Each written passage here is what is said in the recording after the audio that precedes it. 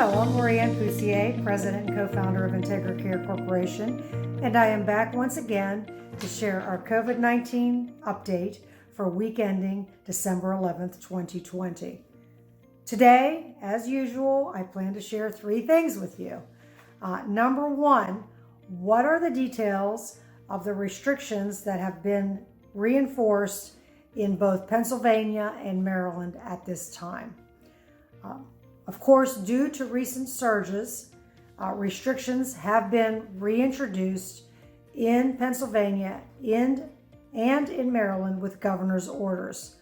Among them are stay-at-home requests in Pennsylvania and Maryland, no dining indoors, as well as alcohol consumption indoors with respect to dining, breweries, wineries, etc., and restrictions on gatherings, both, publicly and privately, with the emphasis on few people, and with respect to your own home, nobody but your own family that lives in that home. As you can imagine, that places great restriction on our holiday plans, and that is something that we are working on now and will be communicating to you. Clearly, this affects not only our personal lives in our own homes, but what happens inside the community and senior living. Once again, I am here, sadly, urging you not to take your loved one, our resident, out of the community for the holidays. Please. It will help us maintain a safer place for everyone. We are readying our plans for engagement, care, and dining for our residents for Christmas. Although what we plan to do certainly cannot match what it would be like with you, their family, I want to assure you that what we are doing is our very best to make it warm, memorable, comforting, and with each resident feeling loved and special within our IntegraCare family. I'm also pleased to share that we are preparing a special gift for each resident in each community, and our on-site caregivers are really excited to be able to surprise our residents on Christmas Day. Number two, what is the current COVID situation in each of our communities? As I'm sure you see, incidence rates are rising in the counties where all of our communities are located, and that is due to the predicted human behavior that occurred during the Thanksgiving holiday. Despite our best practices and all of the protocols I've shared for all these weeks, we too have new cases of COVID-19 in our communities among team members or residents or both. Please refer to our chart for the community where your loved one resides. I plan to review the incremental increases that have occurred this week. So let me start with the positive news. I am pleased, actually elated to share that Colonial Courtyard at Bedford is now green. Green is COVID-free after many weeks of battling COVID-19 in the community.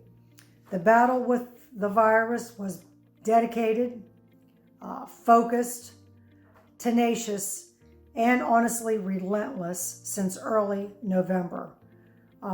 First, let me express my sympathy, our sympathies, to the families of the residents who died of COVID-19 in Colonial Courtyard at Bedford.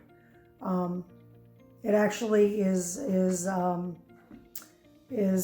sad to even have to put those remarks out there, and honestly, it makes my heart heavy to even share this message. Secondly, I want to thank you all for your support of our hourly team, honestly, the true heroes of this, because it is both humbling and honestly heartening, because it is testament to really the human spirit and what we all do in the most dire of circumstances. The community will resume all standard operations from phase 1, though our hearts will remain heavy. We will be communicating all of our holiday plans with you over the next week. Since last week, I want to share the incremental increases, and they are: New Haven Court at Clearview, we currently have 1 positive resident and 4 positive team members with several tests underway. At Colonial Courtyard at Tyrone, we have 1 positive resident and 1 positive team member. At Colonial Courtyard at Clearfield, we have 1 positive resident and 12 positive team members. Our community operations officers are sending out voicemail updates to keep you apprised of the situations within each community so that we can keep you informed as timely as possible. If you have not had the opportunity to listen to one of the voicemail messages that comes your way, I urge you to do so. When we have positive cases, numerous operational changes have to take place within the community. These messages are prepared to share with you what exactly we are doing and what the current circumstances are within each community so that you have an understanding of what is happening, even though you personally cannot see it. Number 3, what is happening with vaccines and when do we expect clarity on when vaccination can occur within our communities? As I shared last week, we are registered with the CDC vaccine program. The CDC has recommended that team members and residents of long-term care and senior living be prioritized to receive the vaccine. As I'm sure you are thinking right now, we were pretty excited about that and heartened by that, and I'm sure you feel the same way. We expect to have additional details about timing of the vaccine distribution this week, and as soon as we do, we will communicate it promptly. I need to share that this is probably priority number 1 for us. We work on it every day with a great sense of urgency, and even though you can't see this, I want to share with you that there are state associations in each of our operating states who are working, tirelessly to advocate for our residents and for our team members and taking care of those who have made such a difference in this world. So I want you to know that it's not just me here, but there is an army of people supporting this industry. So take a little heart in that. Other than that, I will continue to update you as we get more information. Again, I thank you for all the support, the many notes and letters that I have received from some of you. And I would like to say God bless, have a great weekend, and as always, practice your safety protocols. Please stay at home unless absolutely necessary and help us save lives. Warm regards. Thank you.